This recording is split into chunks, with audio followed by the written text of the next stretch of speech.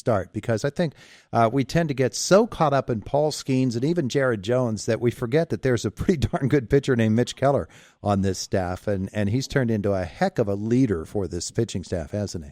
He has, but I like the fact that you mentioned you almost forget Mitch Keller, because I think he's better suited in that role where, not that he can't handle it, but I just think that the Pirates are a better team if Keller, and he could end up starting opening day again in Miami. I think that'll be very interesting. What if you're Derek Shelton? What do you decide to do? Do you give a nod to your veteran, Mitch Keller, who you signed to that long-term deal last spring, or do you give it to Paul Skeens, the reigning National League Rookie of the Year? We'll see, but I think Keller's just better suited if he's kind of almost second or third in the pecking order of that rotation. And one thing he's trying to do, now this will be his second start of the spring. He went 2 innings, 14 pitches on Sunday, did it quickly, so he had to finish up in the bullpen. They're trying to get to about 40 pitches today, pitcher's second time out.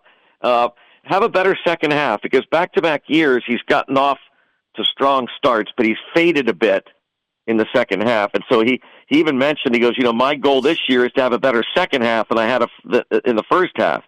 Well, I would just like to have him have 2 really good halves, and end up helping lead this team to postseason play, because that's ultimately the goal. But it's just good to see. He's just such a good person. He's, I think he's in a really good place, and he's looking forward to this year. A lot of the players have a quiet confidence about him right now after just a week of games, almost 2 weeks being into spring training. They just like the makeup of the team, and things are looking good right now for this club. Yeah, my goodness, they're swinging the sticks a little bit, and the arms look fantastic. Yesterday, you got a chance to see Bubba. Did you see Bubba pitch yesterday?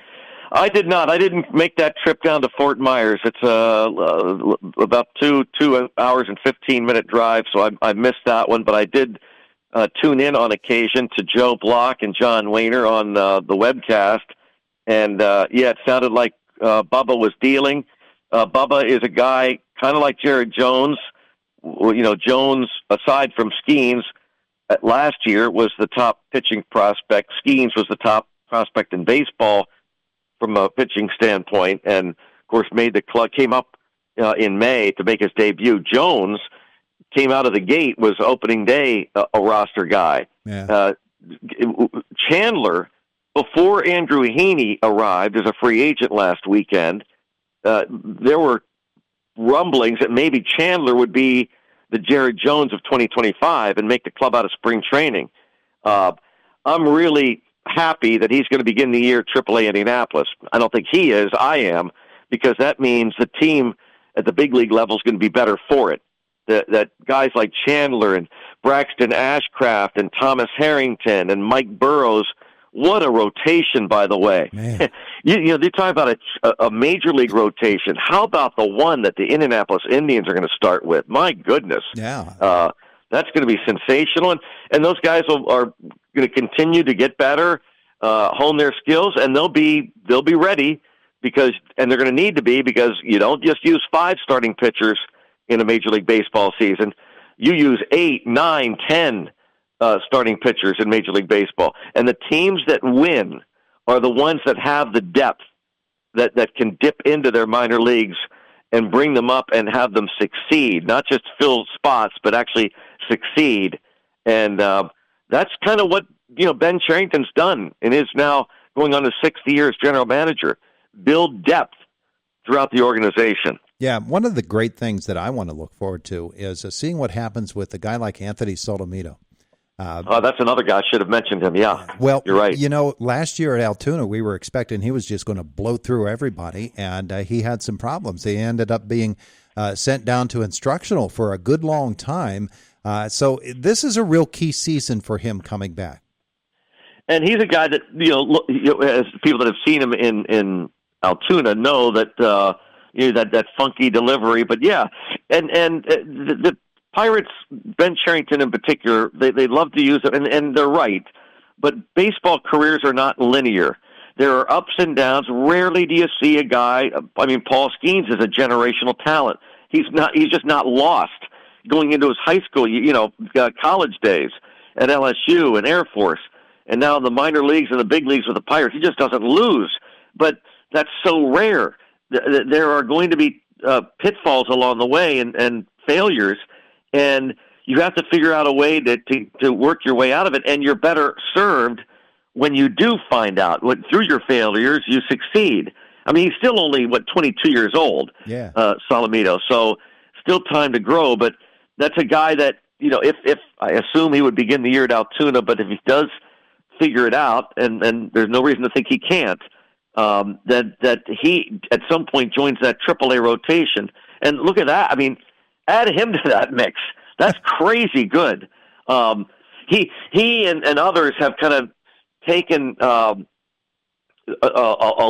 close look, and thanks to Paul Skeens, he's kind of taken them under his wing, where like the Harringtons and the Chandlers kind of follow his lead, and what an example he sets for these guys in terms of how they approach their craft, how they approach their workouts, even their diets, the whole package, what Skeens offers, and how he can pass that down to guys like Chandler and Solomito and others is going to be so invaluable. The organization is going to be just so much better for it. It's going to be fabulous. Yeah, and we keep hearing the name Hunter Barco, too. That's another guy. Oh, my gosh, add Hunter Barco to the list. That guy, did he open some eyes last spring? My goodness. Wow. All right, here's the big question for Greg Brown today.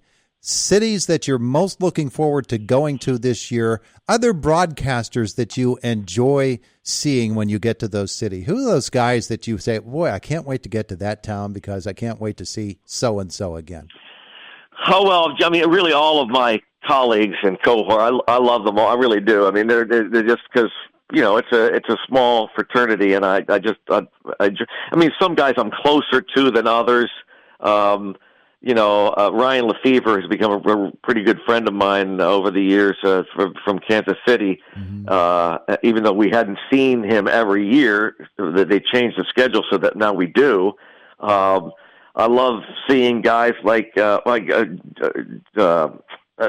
Central Division, Tommy Thrall from the Cincinnati Reds.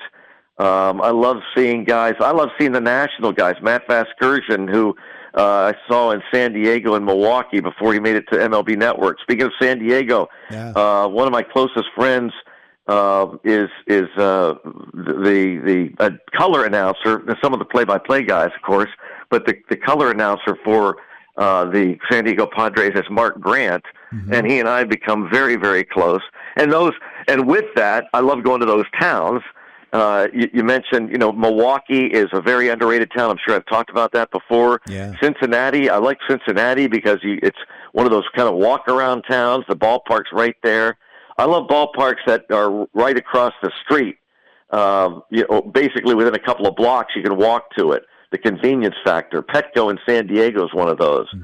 But yeah, all the guys in all these divisions, American and National Leagues, it's just fun to catch up with all these announcers. I just think they're great. Many of them have become friends of mine, and I just enjoy being with them. I enjoy the Phillies because I'm a Pennsylvania guy, and I love seeing those guys as well. Tom McCarthy of the Phillies is great.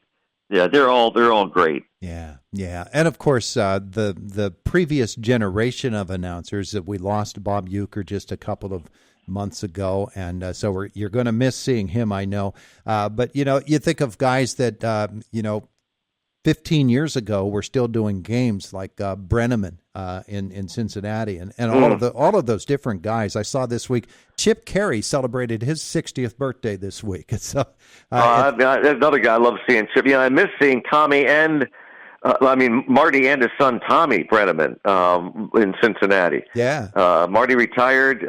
Tommy was kind of forced out with kind of the I don't know what you call it, the cancel culture, but he had an incident occur several years ago, and he's trying to get back in good graces. But I miss seeing those guys. I miss Uecker. You mentioned that it's not going to be the same.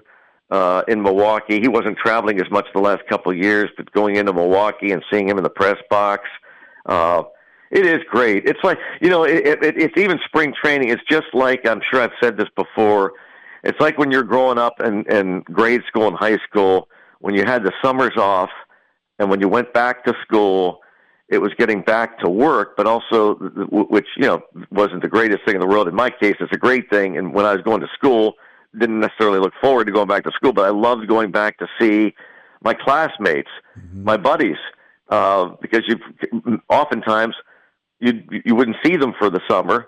At least where I lived out in the sticks. So I didn't have many neighbors.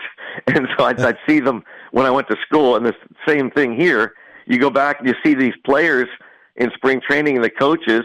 It's getting a chance to talk to them about what they did in our case in the winter, and now even spring training, getting to see some of these guys that we hadn't seen in a year's time. In spring training, we get to see these announcers. Jeff Arnold in Baltimore is a guy who I tried to help in his minor league career, and I felt like he was a guy that was coming up an opportunity, and he was given an opportunity a couple years ago, and it's great to catch up with him as his career is kind of taken off. It's a ton of fun to chat about the business and about the game of baseball with these guys. Yeah, absolutely. All right, so final question for this year for Greg Brown. How many shirts did your mom let you pick out of the Sears catalog when it was time to go back to school? Wow. Well, we had uniforms. Oh, okay. Catholic school, so it was easy for Mom. Yeah.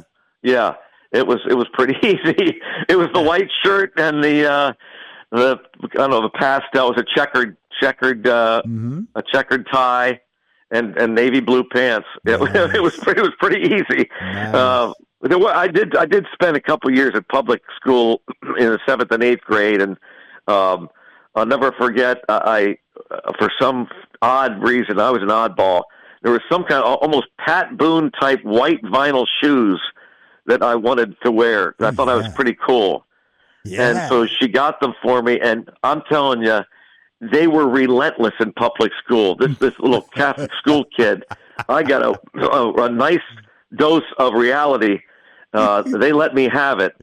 And in all aspects, and I didn't wear those, I think, more than one time. I thought, oh my God, I made a mistake here. That was the one time I went off the grid. Doesn't sound like you're carrying those scars with you even today, Greg. Not at all. I am. I tread very carefully these days, Todd. Greg Brown, it's been a great fun, as always, talking with you here at Spring Training. We'll get Mr. Wayner coming up next week. It's always fun. I can't wait to have you here respond to that question at the end of next week with Wayner. That's going to be a doozy. You betcha. Greg, thanks again. Thanks, Todd. Have a great week. You too. There's Greg Brown from the Pirates. Pirate Baseball. I think they're on the air tomorrow, as a matter of fact, from Bradenton, Florida, the Buccos. And that'll be a Skeens game. Yeah. It's Indiana in the Morning. It's WCCS 101.1 FM, AM 1160, and WCCSradio.com.